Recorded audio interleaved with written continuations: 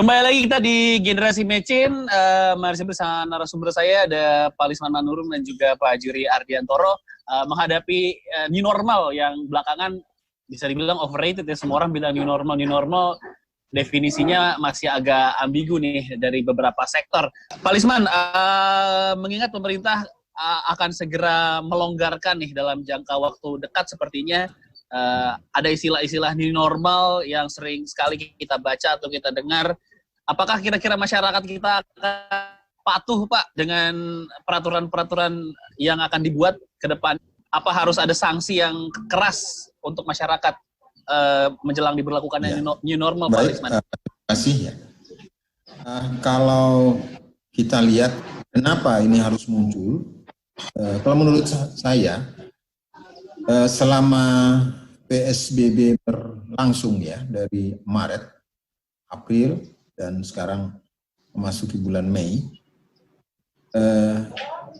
masyarakat itu sudah dapat bersosialisasi ya, beradaptasi dengan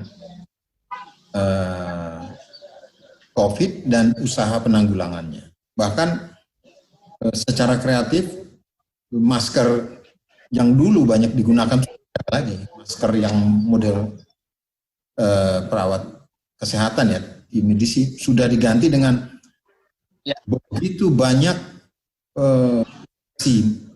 masker orang media sekarang malah sudah krono ini cantik semua, cakep itu dibuat. Jadi yang saya lihat pertama adalah proses adaptasi di masyarakat kita terhadap virus ini mulai bekerja. Yang kedua, kita juga tidak tahu ini virus dapat dituntaskan sampai kapan, atau sama sekali dia hanya sebatas menjadi barisan virus-virus yang tidak berbahaya lainnya ya, seperti Ebola dan lain-lain. Yang berbahaya ya. Jadi artinya proses adaptasi kita terhadap virus ini malah lebih cepat, gitu. Sama dengan adaptasi terhadap terorisme ya. Orang tembak-tembakan, ada yang jual bakso, jual ayam goreng, terus kena peluru takut ya, takut lah mas, kenapa nggak takut? Tapi kita udah tahu kok, hafal kok pelurunya jauhnya di mana. Udah hafal, lebih hafal dia daripada petugas ya. Jadi yang saya lihat sekarang ya, kenapa saya berani bilang bisa beradaptasi lebih cepat ya. Ini di tempat saya nih, dengan entengnya orang bilang saya aman, saya sudah bersih, aku. Tapi kami sendiri sebagai keluarga yang sangat ketat ya, nggak mau berinteraksi dengan mereka. Tapi mereka sendiri, menurut saya membangun satu cara yang ada terhadap virus ini, gitu loh. Ini yang menjadi pokok bagi kita. Nah, kemudian kalau pertanyaan kita sekarang kan, apakah new normal ini akan efektif atau tidak? Kalau kita lihat dari keadaan di seluruh dunia sekarang, di semua negara, satu negara tidak ada yang pede terhadap ini. Termasuk Cina juga kita nggak tahu apa disembunyikan datanya semua, entah berapa banyak korbannya, negara namanya ya.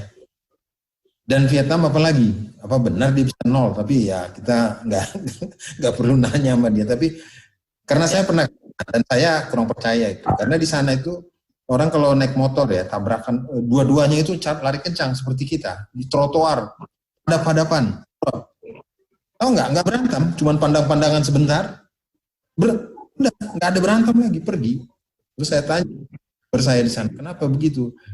Kalau cuman gara-gara motor tabrakan di sana, dua-duanya digebukin polisi katanya, jadi nggak perlu datang katanya. Maksudnya, besar kita kerjakan peran kecil kayak kutu begini ini kok dibawa-bawa. Jadi artinya, apa yang saya lihat, kembali pada apa yang ini saya ingin gambarkan. Tidak satu pun negara sekarang bisa pede bagaimana cara mengatasi. Buktinya yang paling pede di dunia ini ada presiden dari negara adidaya, sudah kepedean terus ya, kita juga tenang-tenang aja mau apa kayak mulai bahaya, sekarang sangat berbahaya, virusnya sudah dapat, vaksin segala macam, akhirnya ya kita tahu sendiri karena malu nggak bisa pede aja di dunia ini kan. Nah, ya, tidak orang pun mampu sekarang merumuskan kapan ini akan selesai. Saya juga mau kembali lagi ke Pak Juri. Pak Juri, bagaimana meyakinkan masyarakat untuk tetap bisa melakukan aktivitas ekonomi khususnya ya? Apalagi kalau saya pribadi nih Pak, saya sih pengen banget sektor hiburan dan pariwisata itu segera dibuka lagi, karena itu kan sektor yang paling kenanya, paling lumayan hancur lah ya, dan mata pencarian saya juga Pak, event saya banyak di cancel Pak.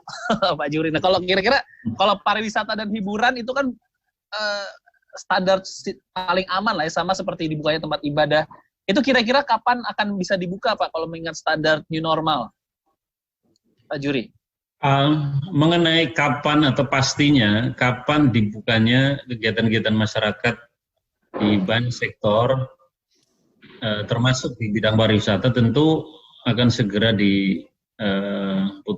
Tetapi sampai hari ini memang pemerintah masih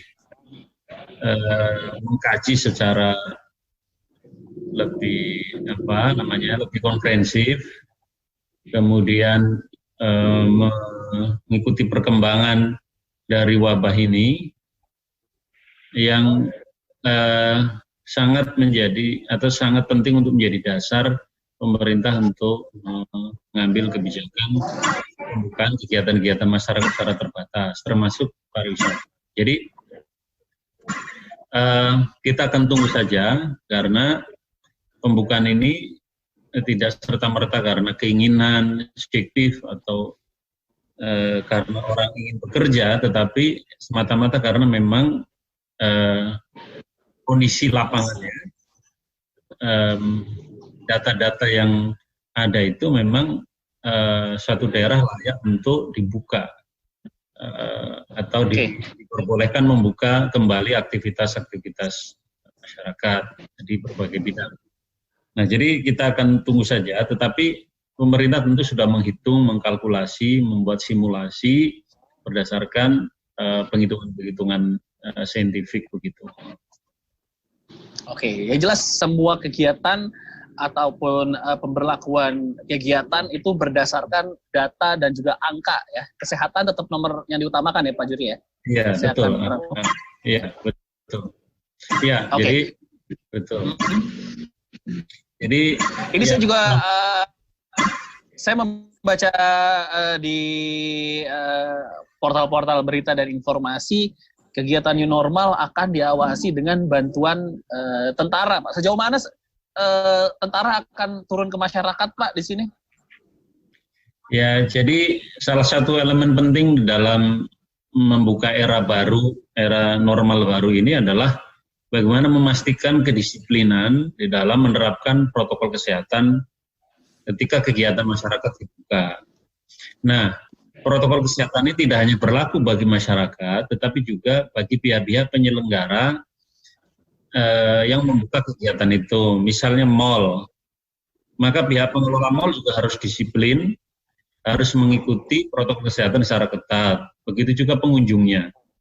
Rumah sakit juga begitu, restoran juga begitu. Tempat-tempat yang lain yang memang beroperasi juga harus begitu. Nah, untuk memastikan bahwa para pihak ini disiplin di dalam menerapkan protokol kesehatan secara ketat dalam era normal baru ini, maka pemerintah akan menugaskan pihak kepolisian dan TNI untuk membantu mengawasi dan memonitor semua kegiatan-kegiatan di era baru ini. Jadi nanti tentu pendekatannya sangat persuasif kepada masyarakat dan para pengelola kegiatan itu, dan kemudian memberikan pengertian-pengertian kepada para pihak bahwa betapa pentingnya protokol kesehatan dalam kegiatan-kegiatan selama masa COVID masih ada ini. Jadi, nah di samping TNI Polri juga dalam normal baru ini, semua tempat di mana orang akan berkunjung di situ itu harus dilengkapi dengan alat informasi yang bisa diakses oleh masyarakat pengunjung. Misalnya di satu restoran itu harus ada papan kecil yang berisi tentang informasi apa yang harus dilakukan oleh pengelola restoran itu dan apa yang harus dilakukan atau yang ditaati oleh para pengunjung. Baik duduknya, jumlah yang harus masuk, harus cuci tangan, harus diukur suhunya dan sebagainya. Itu harus disediakan oleh pengelola itu. Baik dalam bentuk papan pengumuman, dalam bentuk video pendek yang bisa langsung dilihat oleh pengunjung, maupun media-media lain yang accessible bagi pihak-pihak yang berkepentingan masuk ke tempat itu. Jadi itu semua akan disiapkan. Oke lah, siap. Pak Lisman, dari 1 sampai 100 kira-kira berapa kesiapan Indonesia menghadapi new normal, Pak Lisman? Ya, kalau saya lihat hampir tidak banyak negara yang mempunyai yang mempunyai strategi untuk mengatasi ini. Karena apa? Karena ada yang punya pengalaman sebelumnya seperti ini kan. Negara yang begitu maju juga mereka malah kecolongan kan gitu ya. Karena apa? Karena fleksibilitas untuk beradaptasi kan tidak tinggi. Nah, kalau kita lihat secara filosofisnya, saya kasih perbandingan lah. Saya di Indonesia ini kan gempa bumi kan sebentar-sebentar ya. Ya semua orang tahu lah gempa bumi, rumahnya juga akan kena gempa. Saya pernah 5 tahun di Australia, 1 kali pun saya nggak pernah merasakan gempa bumi. Kembali ke sini, sedikit saya bilang, wah saya ketakutan. Terus saya bilang, itu kecil itu, nggak usah dipikirin. Artinya apa? Kita respons terhadap perubahan, adaptasi, saya kira tidak rendah. Kita cukup untuk melakukan adaptasi. Yang menjadi penting sekarang, bagaimana elit kita diyakini ini sedang berdansa dengan ikan hiu, tidur dengan musuh. Nah, dan saya kira ya harus bisa.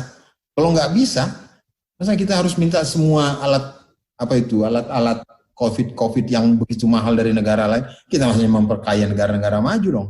Sementara kita bisa merubah strategi kan? Ya kenapa harus kena?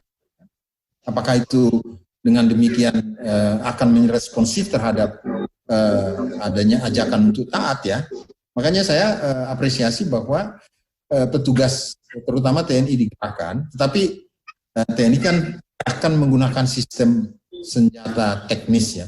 Pasti yang mereka gunakan sistem senjata sosial yang ya mereka sudah tahu lah itu mekanismenya seperti apa ya. Jadi artinya satu kalau namanya protokol itu kan perilaku sama ya. Itu namanya protokol. Nah itu yang menjamin produk sesuatu kan gitu. Produknya misalnya jika dilakukan sama, oke, dia akan aman. Begitu dia satu titik nggak dilakukan, ya hancur, ya dong.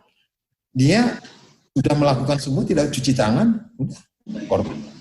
Ya, bagaimana rakyat kita itu tahu bahwa ini protokol. Nah, juga kesempatan bagi masyarakat kita punya disiplin. Nah, ini kan susah banget tuh. Jalan raya itu kalau udah motor tiba-tiba nongol di samping sebelah kiri kita, ngomong sebelah kanan seperti apa. Jadi menurut hemat saya asal diramu ya, dan juga ya tentu harus ada syarat, jangan sampai ada arogansi petugas ya, akan menimbulkan resistensi. Nah itu yang harus dijaga. Oke, siap. Pak Juri dan Pak Lisman, terima kasih untuk waktunya. Kita juga berharap mudah-mudahan memang Indonesia siap menghadapi masa new normal dan tetap kesehatan yang menjadi utama ya, Pak Juri ya. Baik, masyarakat Indonesia. Terima kasih, sama-sama. Siap. Pak Juri, Pak Lisman, terima kasih. Pemirsa Generasi Matching, jangan kemana-mana. Saya akan kembali habis yang satu ini.